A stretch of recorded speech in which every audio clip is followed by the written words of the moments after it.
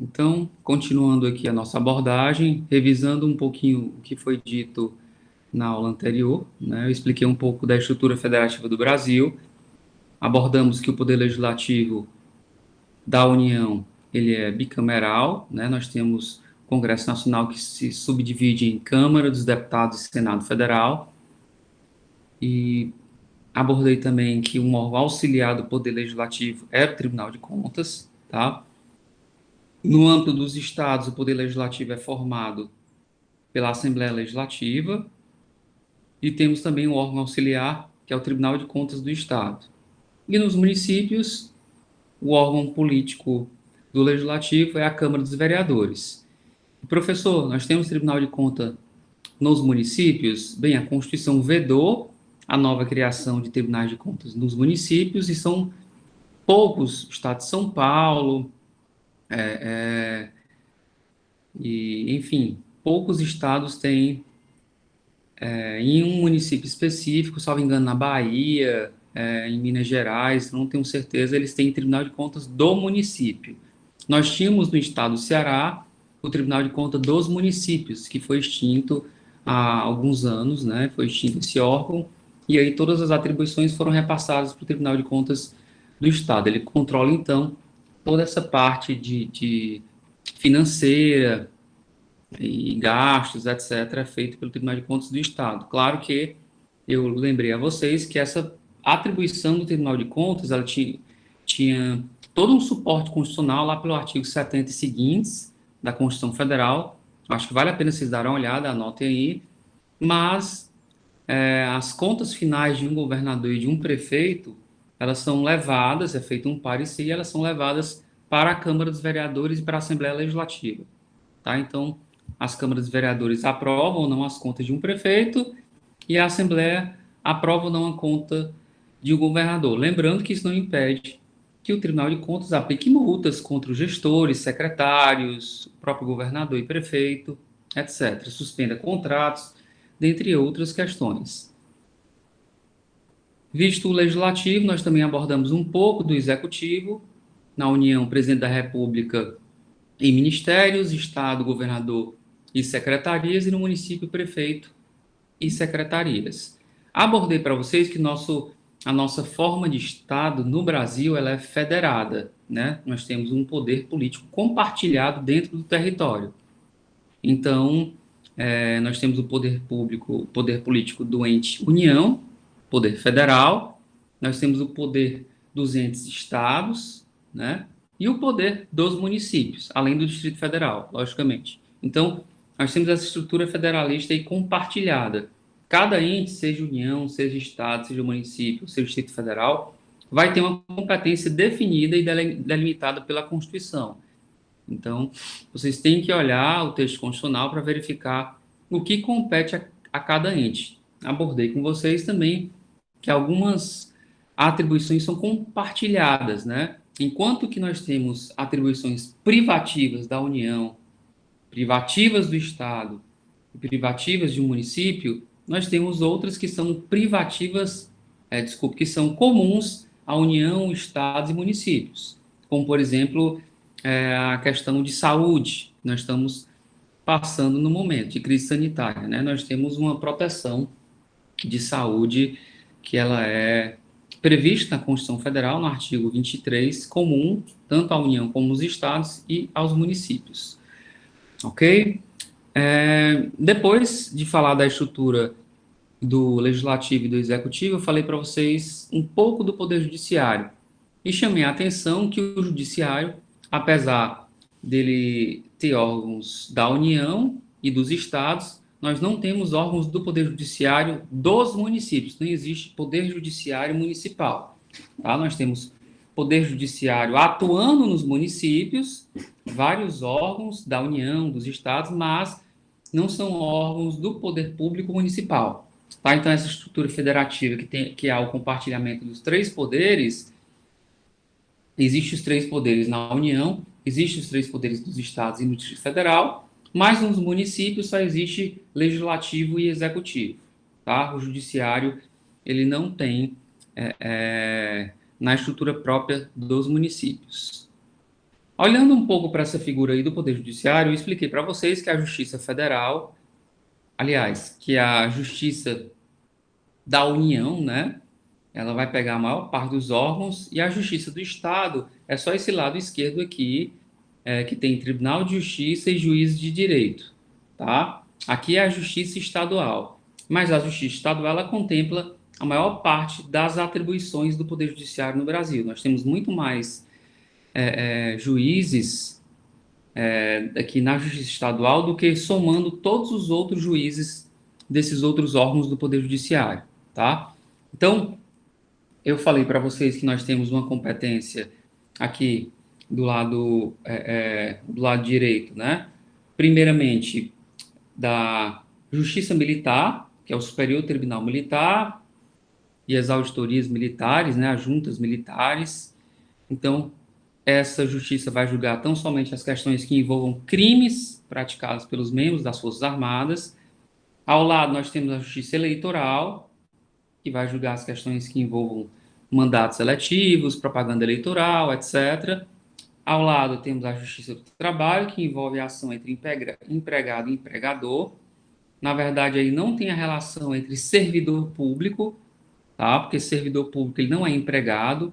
Nós vamos ver mais à frente o conceito de empregado público, o conceito de servidor público, mas aí entra na Justiça do Trabalho o empregado público, não entra o servidor público, tá? Então, por exemplo, um empregado público de uma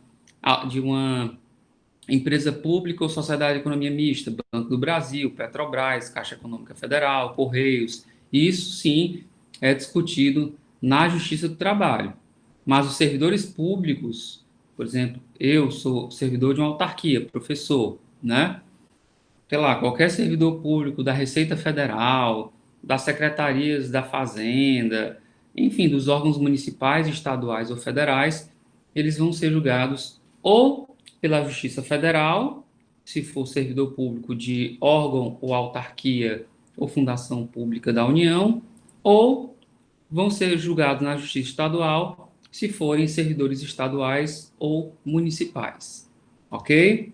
Então, a Justiça Federal, ela vai contemplar toda causa que envolva a União, tá? E algumas questões penais que eu abordei para vocês, tráfico internacional de drogas, crimes ambientais em áreas federais, crimes contra o sistema financeiro nacional, ok? E o que sobra, que eu falei que era a maioria, que é causa de família, causas cíveis em gerais, recuperação judicial e falência de empresas, registros públicos, né? Fazenda pública,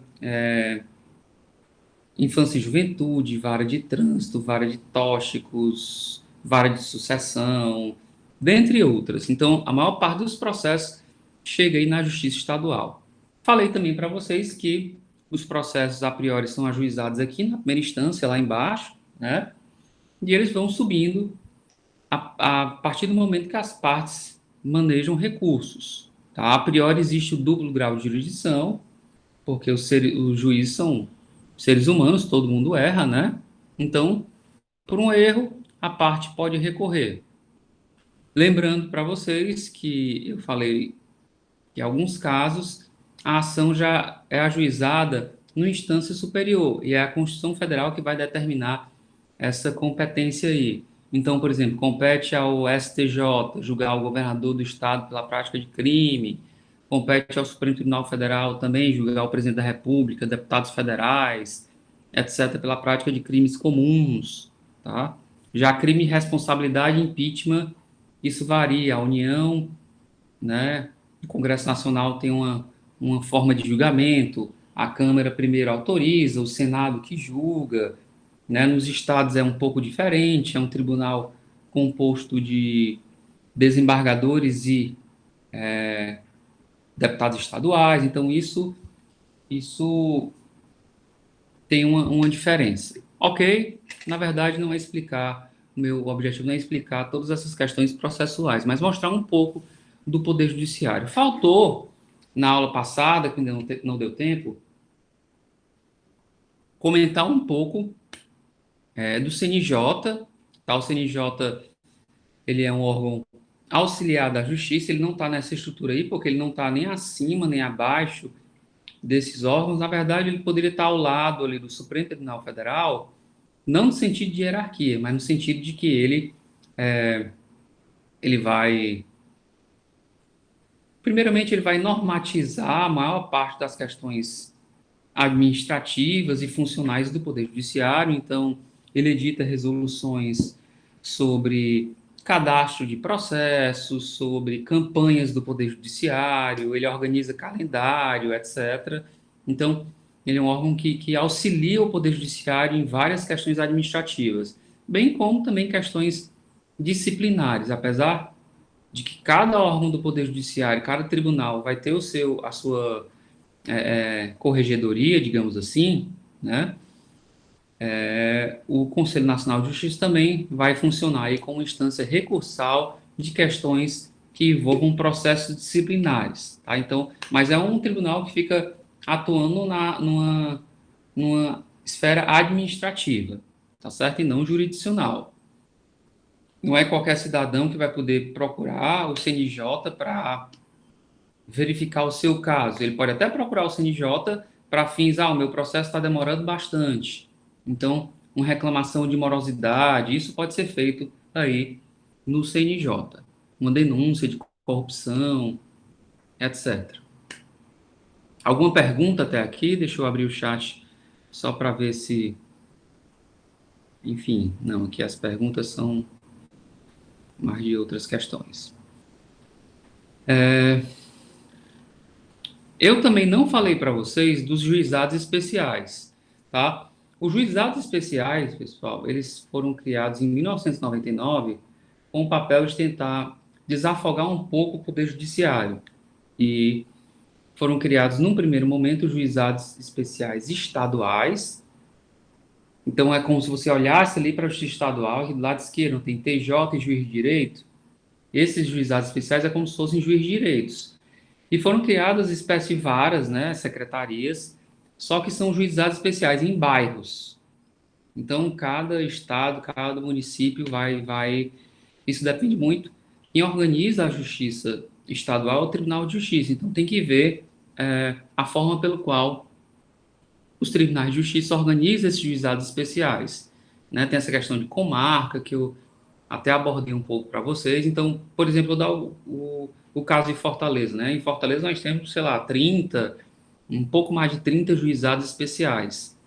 Então, você vai procurar o juizado especial mais próximo da sua casa, tá? Para que ele possa lhe informar. Inclusive, no site do Tribunal de Justiça, você coloca a rua e ele vai indicar qual juizado especial seria o competente, tá bom? Porque nós não temos em todos os bairros, logicamente. Em Fortaleza nós temos mais de 100 bairros, né? E são um pouco mais de que 30 juizados. E, professor, o que é que julga o juizado especial? Causas de menor complexidade, tá bom? E que o limite seja até 40 salários mínimos. Bem, isso são causas cíveis. E causas criminais, tá? Que a pena máxima acumulada, a pena máxima prevista na lei penal, seja de até 2 anos. Então, aí já vai embora a maior parte dos crimes. O homicídio não vai, porque a pena do homicídio simples, né, de 8 a 12 anos, tá? Então, estupro não vai, roubo não vai, furto não vai. Esses crimes a pena é acima de 2 anos. Então, é mais uma questão de contravenção penal, uma briga de vizinhos, uma discussão, né, uma coisa assim mais simples que pode ser levada do ponto de vista criminal para o juizado especial. E do ponto de vista civil, ações que envolvam pretensões de até 40 salários mínimos. E aqui tem só uma observação que eu faço para vocês, que se essas pretensões forem de até 20 salários mínimos, as pessoas sequer precisam de advogados, tá bom? Então, por exemplo, a Marina, ela comprou um telefone novo da Apple, digamos, numa loja, num shopping center da cidade, e aí o telefone, depois de 3 dias, ele apresentou defeito. Na nota fiscal tem lá carimbado, até 7 dias a troca pode ser feita na própria loja, tá? Tudo bem, Marina. A gente vai fazer já já uma cota aqui para comprar um telefone para a Marina, viu? Ela coloca o modelo aí para a gente fazer essa cota. Também quero, viu? Então, como é que seria isso? A Marina chegou lá, comprou o celular, gastou R$ 12.000 no telefone, ela queria um mais top. Eu nem sei se tem telefone desse preço, sou tão por fora dessas coisas. Eu sei que são bem caros esses telefones, mas digamos que ela pagou lá 12 mil à vista, chegou lá com um bolo de dinheiro, quero lá esse meu telefone. Comprou o telefone, tem lá o carimbo da loja da, sei lá, digamos que tenha sido na própria Claro, TIM, enfim, uma operadora de telefonia. Ela comprou na loja da TIM o telefone, pagou R$ 12.000. E tem lá carimbado na nota, até 7 dias pode trocar na loja. O telefone, depois de 3 dias, começou a aparecer vários riscos na tela, daqueles pixels, né? Com defeito nos pixels. Ela chegou na loja e a loja não quis trocar o aparelho. Como o valor foi de R$ 12.000 e é menos do que 20 salários mínimos, a Marina poderia se dirigir ao juizado especial mais próximo da casa dela, levar a nota fiscal, tá? Tirar fotos do aparelho com problema, né? Mostrando lá com os pixels e chega lá no juizado, a pessoa vai redigir. Marina Caminha narra que no dia 10 de maio adquiriu um telefone da marca tal, na loja X, que após 2 dias o aparelho apresentou problema, que levou a loja tal, que eles se negaram a trocar o aparelho, dizendo que ela deveria procurar assistência técnica, conforme e-mail ou documento, né? Direito é prova, também não pode ajuizar ação sem prova. Então, ela requer a troca do telefone celular por um novo ou a devolução do dinheiro. Isso aí é a questão que o consumidor pode escolher. Eu posso até dar uma aula de direito do consumidor para vocês, no objeto de direito administrativo, mas eu posso, numa aula complementar, falar essas questões. Enfim, então, como o valor é R$ 12.000, é menos do que 20 salários mínimos, ela chega, a pessoa vai escrever tudo isso e vai ser marcada a audiência, ela vai lá e comparece. Hoje é tudo online, recebe o link para entrar na audiência, né? E pode ser feito um acordo, não precisa de advogado, tá bom? Se for entre mais do que 20 salários mínimos e até 40 salários mínimos, que é o limite, aí tem que ter um advogado, tá? Nós temos juizados especiais também na União. E lembro, pessoal, que as causas que envolvem as pretensões cíveis, elas não são contempladas questões de família, né? Que aqui não existe juizado especial de justiça do trabalho, de justiça eleitoral, de justiça militar. É só cível e criminal estadual e como se fosse dessa justiça federal, tá? Então, algumas questões federais também, Caixa Econômica, INSS, né? Também podem ser nos juizados especiais. Só que nos juizados especiais da União, o limite são 60 salários mínimos. É um pouco maior. Ok? Entenderam o judiciário? Quiserem fazer alguma pergunta, fiquem à vontade. Eu quero falar um pouco agora, pessoal, do Ministério Público.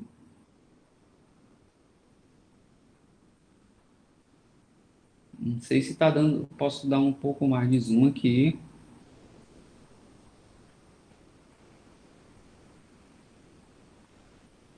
Ficou melhor? Bem, o Ministério Público, pessoal. Na verdade, o ideal seria ter duas telas aqui para estar mostrando vocês como é que ele atua, né? Nós temos o Ministério Público, como está aí nesse organograma da União, MPU, que ele tem 4 órgãos, ou 5, né, ao seu dispor, que é o Ministério Público do Trabalho, Ministério Público Militar, Ministério Público do Distrito Federal, Ministério Público Federal. E vinculado ao Ministério Público Federal tem o Ministério Público Eleitoral, tá bom? E nós temos também o Ministério Público dos Estados, tá? Por isso que é bom ver também aquele outro quadro. Aonde é que trabalha, pessoal, os membros do Ministério Público do Estado?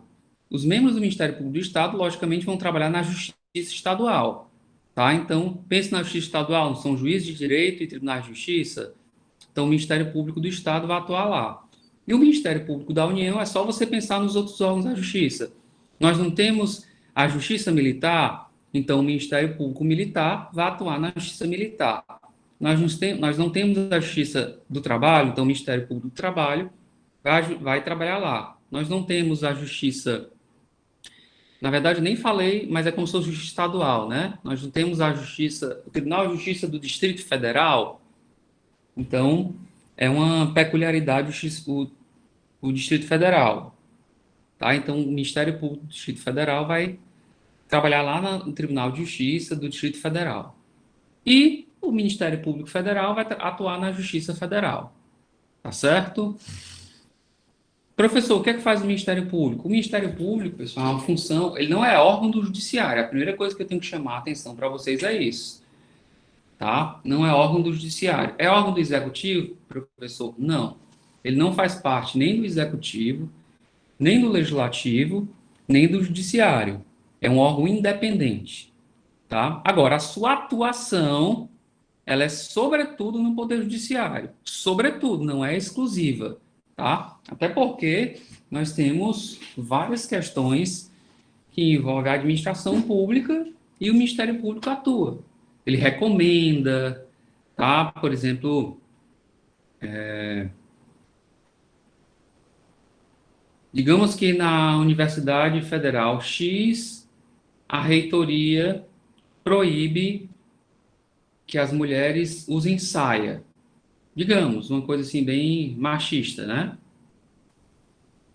Vocês sabiam que a Assembleia Legislativa só foi permitir a entrada de mulheres de calça jeans, tipo no final da década de 80? Eu tinha uma professora que falava isso, né? As mulheres só podiam trabalhar na Assembleia Legislativa de saia, saia logicamente até abaixo até o joelho, né? Aliás, no mínimo com a altura do joelho, isso abaixo do joelho, né? Não podia ser saia, mini saia, logicamente, ou uma saia mais curta, que mostre, sei lá, uma parte da coxa, tá bom? Então, só podia usar saia, né? Eu tinha essa minha professora que ela foi servidora da Assembleia, que ela disse que foi a primeira mulher a usar calça na Assembleia, que foi um rebuliço isso, tá bom? Mas, enfim, digamos que o reitor de uma universidade qualquer, ele diga que as mulheres não podem ir de saia para a aula. E aí, na verdade, nem é necessário uma ação judicial para isso. O Ministério Público, a partir de uma denúncia, já pode recomendar, ó, eu estou recomendando que você retire essa sua portaria aí, senão eu vou ajuizar uma ação de improbidade, tá? Então, a recomendação é a atuação do Ministério Público no Poder Executivo, não tem nada a ver com o Poder Judiciário, entendeu? Mas, assim, o que é que faz o Ministério Público? O Ministério Público, ele atua nas causas criminais, tá? Então, o Ministério Público é o autor da ação penal, 99% das ações penais são ajuizadas pelo Ministério Público. Então, quando você pensa em crime de furto, roubo, estupro, estelionato, etc., é o Ministério Público que faz, tá? Só algumas pequenas ações, tipo assim, injúria, tá? Que é um crime contra a honra. Eu chamo a Dandara de... Não vou nem falar um palavrão, mas eu chamo ela de um palavrão na aula. Dandara, você é uma... Aí fala um palavrão qualquer. Então, assim, esse tipo de ação penal, ele depende de uma representação da vítima, é meio com ação penal privada, tá? Ele não é assim, o Ministério Público vai entrar com ação por injúria, não. É uma ação penal meio que privada, tá bom? Quais são esses E exemplos, tem também professor, de algumas ação ações penal penais que você privadas que falou? dependem da representação da vítima. A vítima tem que comunicar ao Ministério Público, tipo, enfim, alguns crimes contra a honra da mulher também tem que a mulher denunciar ao Ministério Público, tá? Alguém ia falar, alguém ligou o microfone, pode ficar à vontade. Qual foi esses exemplos de ação penal que o senhor disse que o Ministério Público atua? Não, né? Eu não estou ouvindo nada, não sei se é o meu fone que não está saindo, mas eu não ouvi. Mas continuando. Então, o Ministério Público, pessoal, ele é autor da ação penal, tá? E ele também atua em causas que tenham menores incapazes, por exemplo, vara de família, não tem menor, no divórcio, na investigação de paternidade, então tem que ter um membro do Ministério Público, enfim,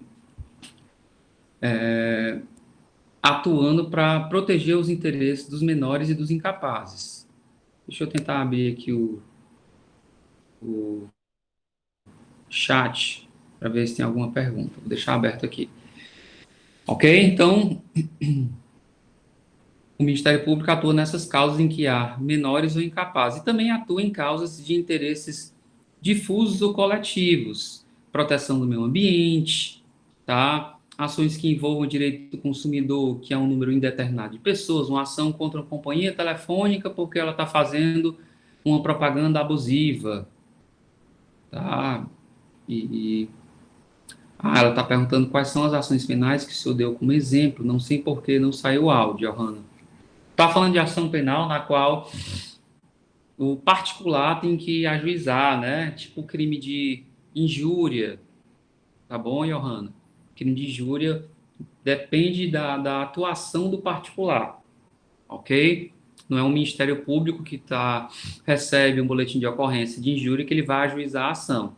Tem que ter a representação da parte, tá? Você pode até fazer um BO para deixar guardado. Apesar de que BO não é prova de nada, né?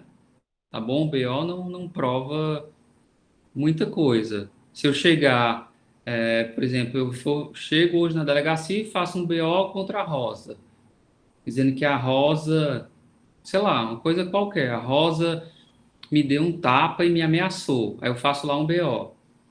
Pronto. Para que serve isso? Isso prova que a Rosa me ameaçou ou que ela me deu um tapa? Não serve de nada, mas pelo contrário, isso até é um crime, né? É um crime de denunciação caluniosa. Eu estou fazendo uma denúncia de uma pessoa que ela tenha praticado um crime e eu estou mentindo. Então, posso responder, se a Rosa tomar conhecimento desse BO aí, tá bom? Ela pode me processar por calúnia, tá bom? Então, cuidado para não fazer BO contra as pessoas se você não tem a prova daquilo. Então, para que serve, professor? Bem, o boletim de ocorrência ele serve, por exemplo, uma perda de documento. Então, você precisa disso para regularizar a sua situação. E também ele é muito, mas muito, mas muito importante para fins do planejamento criminal, tá? Muitas pessoas, elas não fazem boletim de ocorrência porque, eu não vou ter o meu bem recuperado, né? Mas aí a polícia, ela faz o seu planejamento a partir da comunicação de crimes. Se no seu bairro ninguém comunica que não tem crime, a polícia vai presumir que não é um bairro seguro. Então, logicamente, ele não vai colocar um número de policiais a mais para aquela região, entendeu? Então, tem que ter o registro para saber que tipo de crime, se é violência sexual, se é furto, se é para fazer o planejamento. Tá? Então, é muito importante ter. E também a questão de investigação. Eu tive um parente semana passada que ele me consultou, que ele ia receber uma comunicação para comparecer à delegacia, tá? E ele pediu, o que é isso? Rapaz, eu não sei, não posso ver porque é só uma comunicação.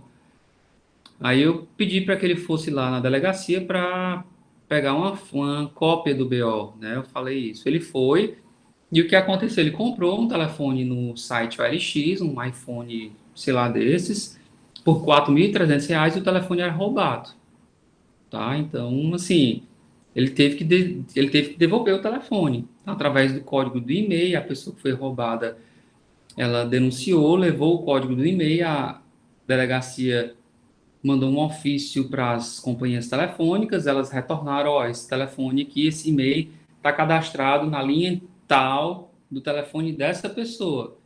Está aqui o endereço dela. Então, a delegacia enviou um comunicado, então ele foi encontrado.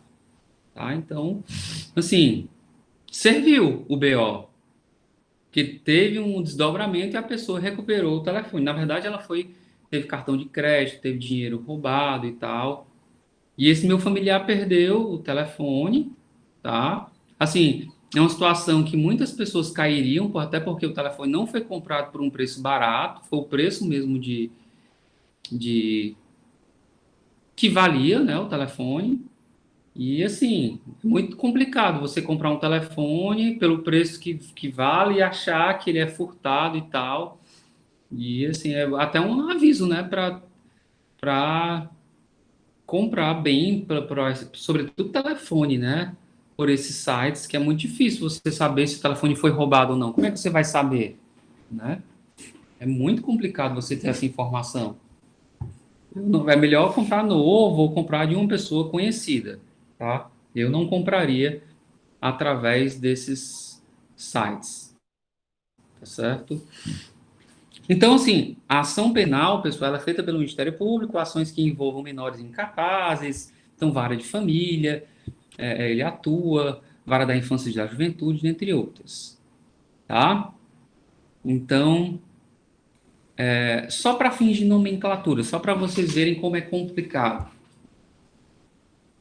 Quem trabalha no Ministério Público do Trabalho?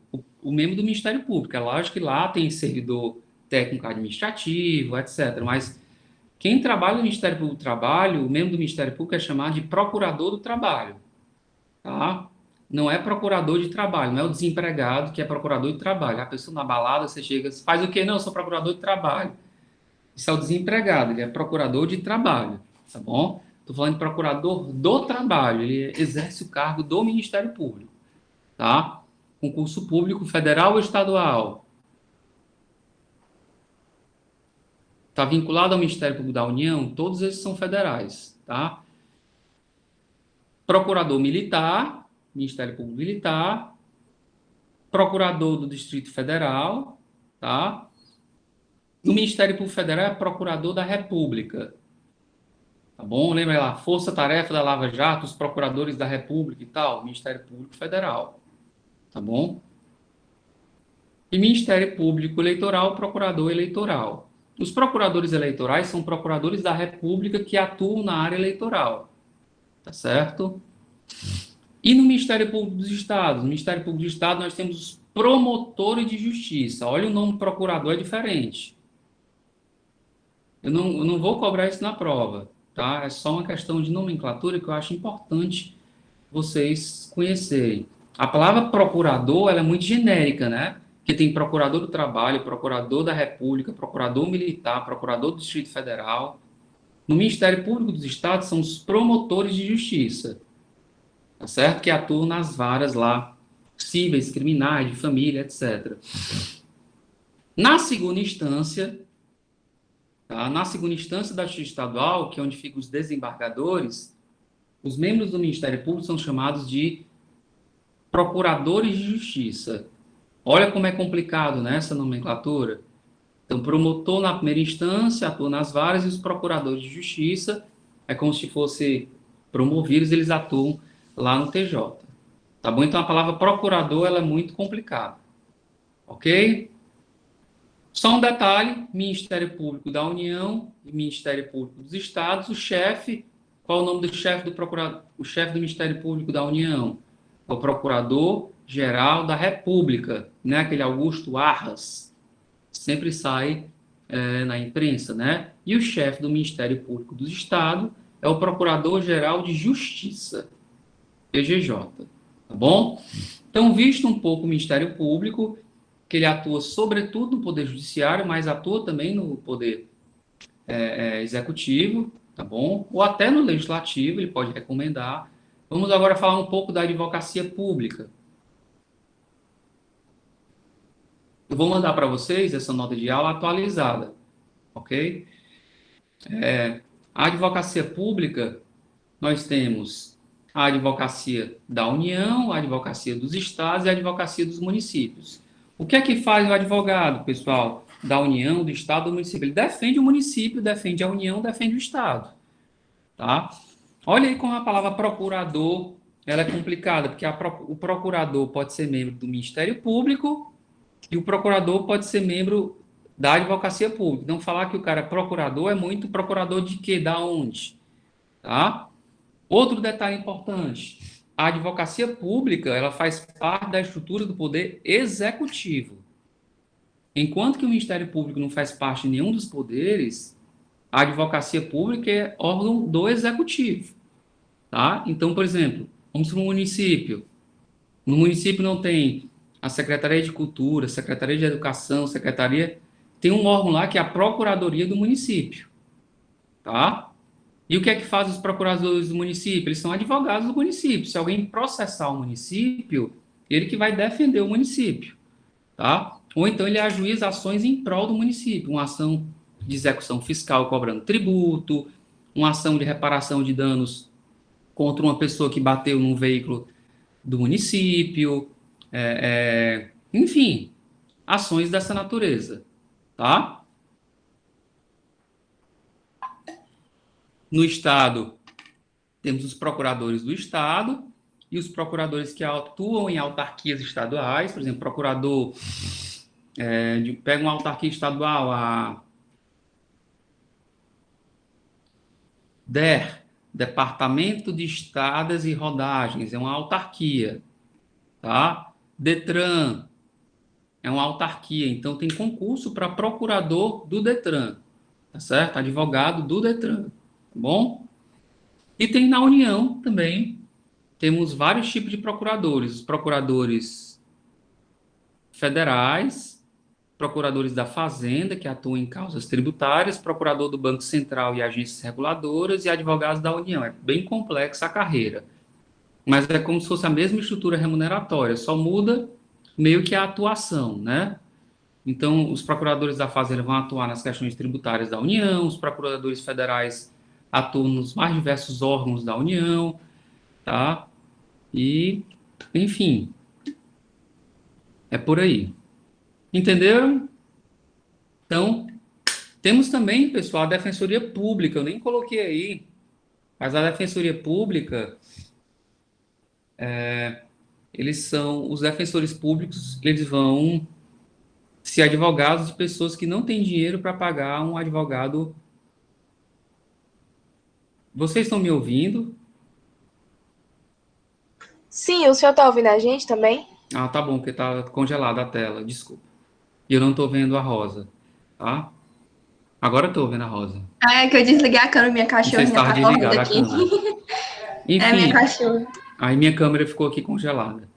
Então, temos também, pessoal, a Defensoria Pública. Tá? A Defensoria Pública, que também é um órgão do Executivo, ele atua para... ele é advogado de pessoas que não têm condição de pagar um advogado particular. Então, se você quer... Deixa eu colocar aqui. Professor, só pode usar a Defensoria Pública quem não tem condições ou qualquer pessoa? As duas coisas ao mesmo tempo. Deixa eu colocar aqui lá em cima, para vocês verem. Deixa eu voltar para o Poder Judiciário.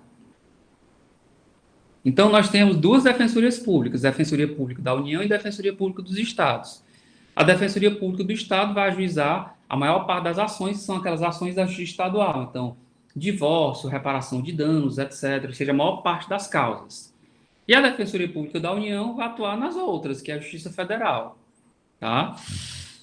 Só que nós não temos Defensoria Pública da União atuando em causas trabalhistas. Eu desconheço isso. Então, os defensores públicos atuam em causas que envolvam a Justiça Federal, até Justiça Militar, mas Justiça Trabalhista eu não vi. Até porque também tem muito advogado, né, na porta da Justiça do Trabalho. Quem pode procurar a Defensoria Pública? São aquelas pessoas que a lei chamam de hipossuficientes. Por exemplo, o Rafael ganha... Ele trabalha e ganha 5 mil reais. É solteiro, tá? E ganha 5 mil reais. Tem carro já e mora na casa que ele recebeu de herança da avó dele e tal, a casa é dele. Hipossuficiente. H-I, hipossuficiente, tá? O que é esse hipossuficiente? Então, estava falando do Rafael, nem me lembro o nome. Pensa um cabra ruim para nome, sou eu. Digamos que seja o Rafael. Ganha 5 mil reais, tem casa própria, tem carro, etc. O dinheiro dele é para fazer a feira, pagar IPTU, conta de energia, conta de água, mas Digamos que com R$ 1.500 ele pague todas essas contas. Então ainda sobra 3.500 para ele gastar com outras coisas, roupa, festa, sei lá o que, né? Tá bom? Já a Thaís ganha R$ 20.000, pessoal. Thaís ganha R$ 20.000. Só que a Thaís, ela é divorciada. Ou então a Thaís é viúva, digamos. Vamos colocar que ela é viúva. Ela é viúva e, enfim, ela tem 3 filhos. A Thaís é viúva, tem 3 filhos. Os 3 filhos dela, cada um estuda no Colégio Cristo, os outros estudam no Colégio Santa Cecília, outro estuda no Colégio... Sei lá, os 3 estudam no Colégio Cristos, que é uma escola cara da cidade, né? 3 filhas ela tem. Aí as meninas, roupa, internet, plano de saúde, academia e tal. Na verdade, os R$ 20.000 que a Thaís ganha, não vai sobrar R$ 1.000 por mês, enquanto que o Rafael ganha R$ 5.000 e sobra 3.500 por mês. Tá? Então, o conceito de hipossuficiência não tem a ver com aquilo que você ganha, mas aquilo que você tem como gasto essencial. Tá? Por exemplo, internet, plano de saúde, IPTU, aluguel, combustível. Isso não é nada supérfluo. Tá? Não é nada supérfluo. Que você não pode chegar na Defensoria Pública com a sua, eu gasto tudo, tá aqui minha fatura do cartão de crédito. Aí quando o defensor público pega a fatura do cartão de crédito, aí tem lá Moleskine Gastrobar, sei lá, toda semana tem salão tal, salão mais caro da cidade. Toda semana tem estética disso. Aí toda semana, ou seja, tem vários gastos que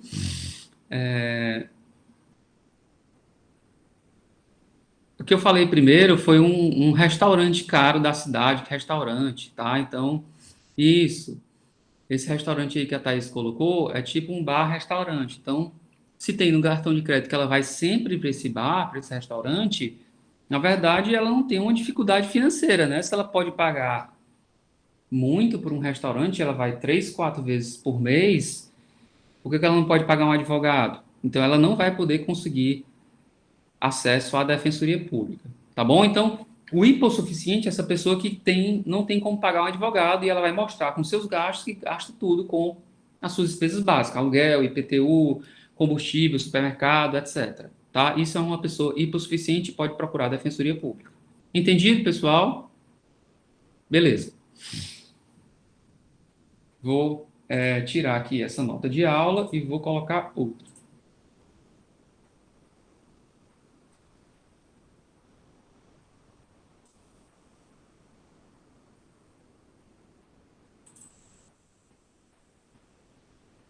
Só um segundo.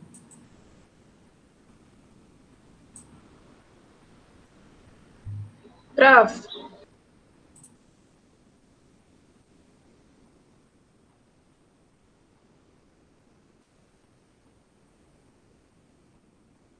Tem uma pergunta, eu vou já responder. Só colocar aqui o microfone está ligado, e vocês estão falando. Eu vi que tem pergunta no chat, mas eu não estou ouvindo se vocês estão falando. Então, coloquem no chat, por favor. Deixa eu colocar aqui a apresentação.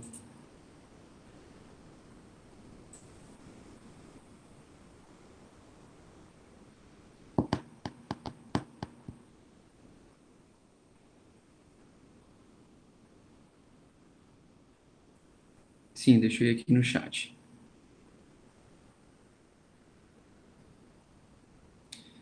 Está perguntando se esse direito de postular pode ser utilizado na Justiça do Trabalho? Não, né? Então, na Justiça do Trabalho tem que procurar advogado, tá bom? É só no Juizado Especial Cível, tá? Tanto estadual como federal. Então, questões patrimoniais que são disponíveis, né? Uma indenização, enfim, esse tipo de coisa. Por nada. Pessoal, eu falei para vocês que iria comentar a relação entre direito e economia. Deixa eu ver se eu acho aqui um livro.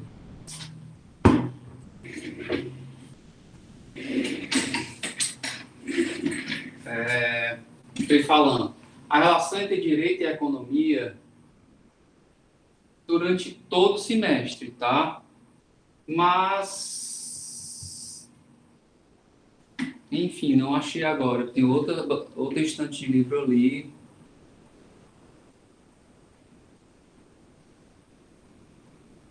Mas eu mandei para vocês um livro, eu acho que eu mandei, se não tiver mandado, pessoal, que é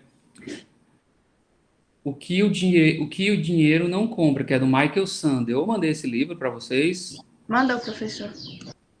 Sim. Então, esse livro, pessoal, é um livro muito interessante.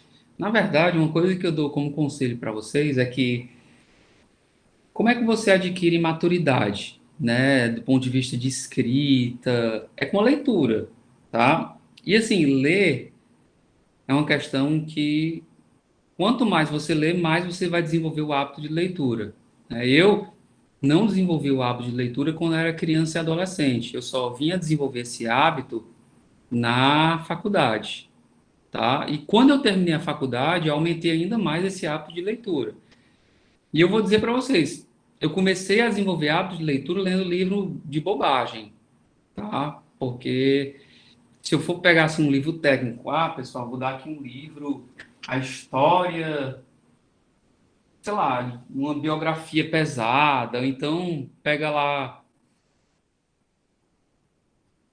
Vidas Secas, Os Sertões. Vocês já leram Os Sertões? Os Sertões ele é muito difícil de ler, é um livro fantástico, tá? Mas é um livro muito difícil de ler. Então, assim, começar a ler com um livro difícil é muito complicado.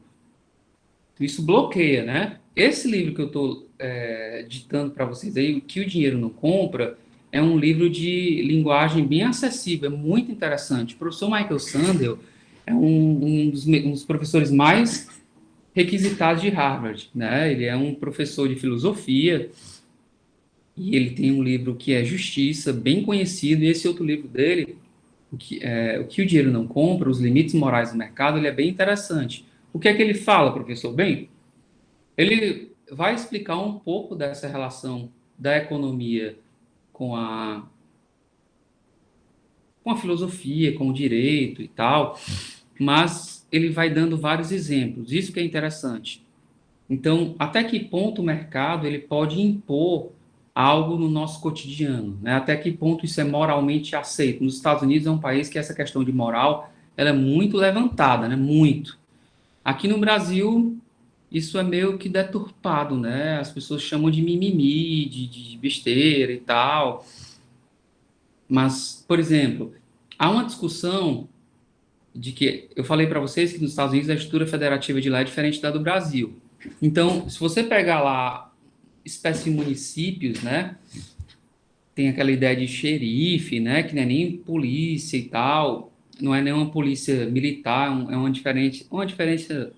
polícia diferente. E em alguns municípios, o xerife tem um carro que ele foi doado pelo McDonald's. Aí tem lá o nome McDonald's e é o carro todo caracterizado da polícia, mas tem o Mzinho de McDonald's, né? Então, assim, podemos admitir essa interferência da economia no poder público? O que é melhor, ter um carro da polícia, que às vezes não tem o carro, ou não ter, mas o carro da polícia vai ter o nome McDonald's, ou não ter o carro da polícia. Então, ele vai levantando essas questões, não dando respostas, mas é um livro meio provocativo. Tá? Então, essa questão de compra de órgãos, de venda do próprio corpo e tal, será que eu poderia vender a minha testa para colocar o nome aqui Coca-Cola, colocasse uma tatuagem com o nome Coca-Cola e ganhar, sei lá, 100 mil reais, 50 mil reais, né? E ele vai levantando essas questões morais nos Estados Unidos. Tá claro que o Brasil é diferente. Ele levanta, por exemplo, o caso das arenas, né? Muitos estádios clássicos, alguns eram até do poder público, foram dados para, tipo assim, Já pensou o Castelão se chamar em Arena Coca-Cola? Tá? Um estádio clássico do nosso estado, né? Isso tem acontecido no Brasil. Lá nem se fala. Então lá o Castelão, que é, enfim, hoje é Arena Skol, sei lá, cerveja Boêmia, Heineken, sei lá o quê. Então ele levanta essas questões se o poder público pode abrir mão dessa ideia. E aí o que eu levo em consideração também é a ideia de interesse público, tá? Que eu coloquei um texto que eu queria que vocês lessem bastante. Então, ele discute muito essas questões no livro dele, dando vários exemplos, e é um livro muito provocativo. Eu indico que vocês leiam, tá? É um livro assim, no final de semana dá para matar ele, se você ficar, enfim, vocês vão ficar bem interessados, tá? Pelo menos dê uma lida na introdução, no primeiro capítulo, que vocês vão gostar bastante. Eu tenho certeza que não é uma linguagem monótona, tá? Então, tenham esse hábito. Outro livro também que eu achei muito interessante, desses recentes, e que vocês... Ai, meu Deus, os meus livros também eu empresto alguns, mas é o livro do Harari, né? Que é O Homo Deus, Uma Breve História do Amanhã, ou então... Cadê os meus livros do Harari? Enfim, não estão aqui. Mas vocês são livros bem didáticos, não estou achando. Enfim, deixa para lá. São livros bem didáticos, vocês podem aí começar uma leitura científica por uma parte mais light. É muito melhor do que pegar um manual muito técnico e, enfim, dá para aprender bastante, ok? Então, essa questão de inter-relação entre direito e economia, nós vamos ver durante todo o semestre. Eu coloquei só uma introdução aqui, né, falando que o direito está ligado à economia na questão da intervenção do Estado da sociedade. Então, o Estado regula várias atividades econômicas, né? Por exemplo, apesar de que a gente tem uma livre iniciativa pela Constituição Federal de 88, né? Alguns serviços, nós vamos abordar isso quando for tratar de serviços públicos, vai ter o controle do Estado. Por exemplo, educação, saúde, segurança, são serviços públicos que o Estado vai controlar se o particular quiser prestar esses serviços. Então, se eu quiser montar uma empresa de segurança, tem que ter toda a autorização na Polícia Federal, etc. Se eu quiser montar um hospital, tem que ter autorização da Vigilância Sanitária Estadual, Municipal, etc. Ou mais uma dica de livro aí da Emanuele, tá? Enfim, tenho muitos livros aqui bacanas, eu posso ditar para vocês, tá certo? Mas aí, uma coisa que eu gosto bastante é que toda vida que eu viajo, eu gosto de comprar livros, né? E uma coisa que me chamou muita atenção,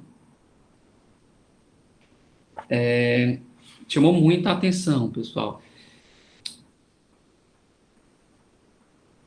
sobre política, é por onde eu viajo, que eu gosto muito de política, né? Eu sou professor de Direito Político no mestrado e no doutorado. Por exemplo, esse livro aqui, ó, A Bolha Política, tá? Esse livro aqui eu comprei na Austrália. Por que os australianos não confiam nos políticos, né? Ou seja, por onde a gente anda, seja na França, Alemanha, Estados Unidos, todo canto vai ter uma questão que envolve crise política. Que a gente pensa, no Brasil a crise política é maior do que outros países, no Brasil tem mais corrupção que outros países. Não é o que eu ando lendo quando eu viajo, não.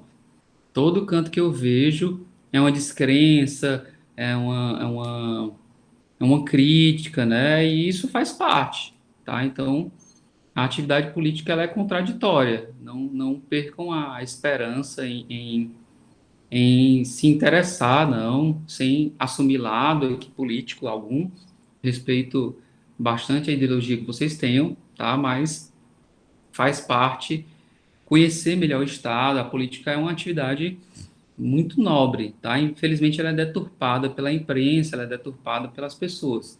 Na verdade, eu estava lendo um livro no final do ano passado, esse livro aqui. Esse livro aqui do Adam Kiserovsky, que é Crises da Democracia. Ele foi traduzido esse ano aqui para o português, tá? Mas esse professor, ele é professor de Cambridge, Nova York, mas eu não sei se ele é um professor tipo da Polônia, eu acho que ele é polonês, mas ele já mora nos Estados Unidos há mais de 20 anos. Foi o melhor livro de política do ano de 2019, eu acho. Então, o que é que diz o professor Adam Pizerovski no livro dele? É bem interessante. Ele vai estudando a democracia com base em números. Ele tem um conceito meio reducionista de democracia, que eu acho bem interessante. Porque quanto mais você qualifica a democracia, mais difícil é você traçar um limite. Democracia social, democracia econômica, democracia liberal, democracia constitucional. E ele... Vou botar aqui no lugar que eu esqueci de guardar. Então, ele fala muito de economia e direito, e isso vale para o direito administrativo, mas esse contexto de crise, ele fala que, se você for ver, as pessoas criticam também as instituições privadas, né? Que há muito essa discussão do público-privado.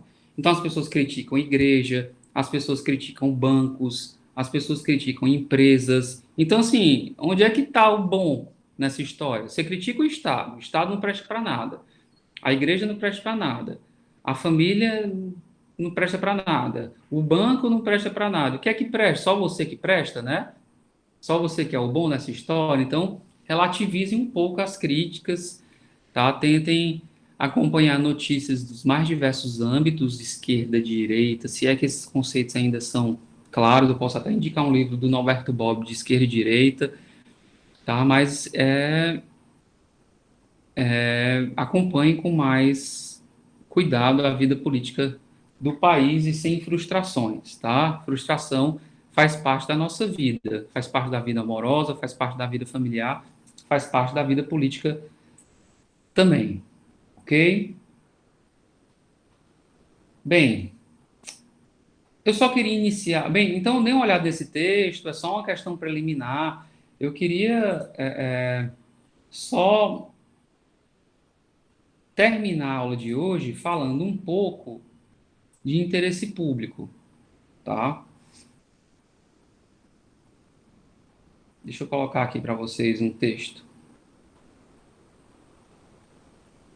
Deixa eu compartilhar. Só um segundo.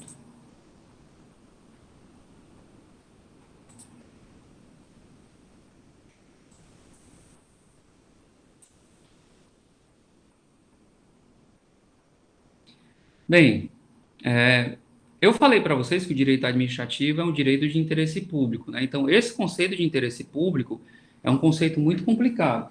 Na próxima aula, nós vamos trabalhar o tema princípios do direito administrativo. E uma coisa que eu aprendi no direito é que a palavra princípios é uma palavra bem complexa, né? O que é uma norma principiológica, o que é, o que não é um princípio. Mas alguns termos que são genéricos, você não consegue conceituá-lo, tipo o que é interesse público, tá? É mais fácil, pessoal, é a dica que eu vou dar para vocês, a dica de ouro, é mais fácil você colocar o que não é interesse público, tá? Por exemplo, o que é liberdade? É complicado, mas o que não é liberdade é mais fácil você colocar no papel, tá? O que é dignidade da pessoa humana? É difícil, mas o que não é dignidade da pessoa humana é mais fácil você dar como exemplos, tá? Então, o interesse público, que é um conceito que a gente vai utilizar muito no direito administrativo, ele está previsto na lei do processo administrativo, na lei de licitação, mas sem ser conceituado, tá? Só fala que a administração pública, na contratação, tem que seguir o interesse público, tá bom? No processo administrativo, o interesse público. Então, essa expressão interesse público, ela é complicada de ser trabalhada, mas a gente vai ver os princípios do direito administrativo na próxima aula e vai vendo que esse conceito é um conceito em evolução, tá? Por exemplo, tem relação com a ideia de interesse público a ideia de economicidade, você gastar menos recurso público com coisas supérfluas, tá bom? Então, qual é o interesse público que há em existir palácio? Na minha opinião, nenhum. Palácio do Alvorada, palácio disso. Eu, se fosse presidente da República, a primeira coisa que eu ia fazer é abrir mão daqueles palácios, né? E aí, vários ex-presidentes da República tiveram essa oportunidade e não deram exemplo, né? Vários, todos, né? Na verdade, não são vários, são todos, tá bom? Poderiam ter abdicado dessa ideia de palácio e ter transformado num museu, numa escola, seja lá o quê. Morar num apartamento funcional, uma coisa mais um palácio, né? Aí tem o palácio do presidente, o palácio do vice-presidente, no caso do Brasil, né? Nós temos, não sei se vocês acompanharam, no estado do Ceará nós temos um palácio do governador em Brasília, né? Uma coisa bem cara. Então já pensou, todos os governadores têm palácios em Brasília. Não existe isso, né? Vai a Brasília e fica no hotel. O governador precisa ir a Brasília e fica no hotel, tá? Paga a diária. Tem um palácio, para que é o custo, que é ter uma casa grande no Distrito Federal. Vai ter que pagar IPTU, tudo bem, é isento, né? Um bem público, mas aí vai ter que pagar segurança, vai ter que pagar o jardineiro, já que é um palácio, não tem jardineiros, vários, enfim, muita gente para pagar aí. Muito melhor pagar uma diária de um hotel, tá? Meio que seja um hotel, um hotel, e aliás, não precisa ser um hotel 5 estrelas. Por que um hotel 5 estrelas? Né? Chega lá o governador vai para Brasília para trabalhar, né? Já nem tem tempo, é reunião em cima de reunião. Para que ele vai ficar no resort? Tá certo? Ele fica no hotel. Não estou dizendo que é um hotel que só vai ter um quarto, ele vai precisar de um quarto mais amplo para receber uma autoridade, para discutir. Então, um quarto que tem tipo uma sala, tá? Um quarto maior, uma suíte nesse sentido, tá? Mas o interesse público é isso, é não gastar o recurso público, não fazer coisas que se misturam muito com o seu interesse privado. Essa questão de festa de Réveillon, né? Que às vezes a imprensa deturpa muito isso, porque nós não temos aquelas festas de Réveillon que vem cantores e tal, e em boa parte dessas festas, meus amigos, a escolha da banda, né, na verdade, quem paga a banda são os patrocinadores. Então, vamos dar o exemplo do Réveillon de Fortaleza, né, que infelizmente não tivemos no último ano. Esse ano, felizmente, vamos ter, né, festa de Réveillon. Vamos ser todos vacinados, espero eu, e vamos ter festa, sim, de Réveillon. Então, quando a prefeitura coloca lá aquele palco, etc., ela tem aquele custo do palco, mas vou dar exemplos aqui, eu não sei se são essas empresas. Coca-Cola, Indaiá, Banco Bradesco, são essas empresas que bancam os artistas. Tá? Então, assim, a prefeitura escolheu tal. Na verdade, assim, quem está pagando, e às vezes a escolha é feita pelo o banco. Se o banco vai chamar a, a cantora Anitta ou o cantor Safadão, etc., isso aí não cabe a você criticar a prefeitura. A prefeitura às vezes faz até um anúncio, né? Porque está lá dentro da programação dela do Réveillon. Mas às vezes não é ela que escolhe. E se for feita a escolha, qual é a escolha de interesse público, né? Realmente a escolha de interesse público tem que ser cantores que tenham sejam mais populares. E esses aí que eu citei, né, são cantores bem populares. Anitta, Safadão, por mais que particularmente eu não ouço, mas respeito bastante, e eu acho que realmente tem que ir por aí, né? Por esses cantores que